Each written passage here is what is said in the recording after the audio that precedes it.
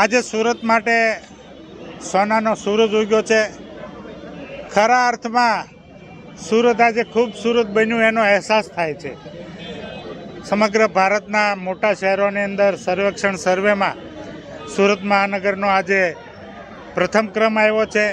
એમના માટે હું આ સુરત મહાનગરના સૌ નગરજનો, સુરત મહાનગરપાલિકાના બધા જ સ્વચ્છતા કર્મીઓ, મહાનગરપાલિકાના અમારા સૌ ચૂંટાયેલા જનપ્રતિનિધિઓ, મેયરશ્રી અને ટીમ, કમિશનરશ્રી અને એમની ટીમને પણ ખૂબ ખૂબ અભિનંદન પાઠવું છું।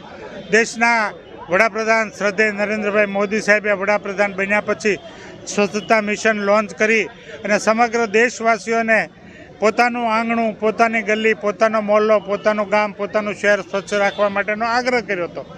અને અમારા આદરણીય પ્રદેશ અધ્યક્ષ CR પાટીલ સાહેબે પણ એક પ્રદેશ અધ્યક્ષ તરીકે અમારા ગુજરાતના તમામ કાર્યકર્તાઓને સ્વચ્છતાનો કામ ઉપાડવા માટે, સ્વચ્છતા ઝુંબેશ ચલાવવા માટે આગ્રહ કર્યો હતો અને સુરતના કાર્યકરો પણ એમાં જોડાયા હતા। હું સુરત મહાનગરપાલિકાના સૌ કર્તાહર્તાઓ, ભારતીય જનતા પાર્ટીના સૌ કાર્યકરોને ખૂબ ખૂબ અભિનંદન આપું છું અને અમને પ્રેરણા પૂરી પાડવા બદલ શ્રદ્ધેય વડાપ્રધાન નરેન્દ્રભાઈ મોદી સાહેબ, અમારા પ્રદેશ અધ્યક્ષ આદરણીય CR પાટીલ સાહેબનો ખૂબ ખૂબ આભાર વ્યક્ત કરું છું।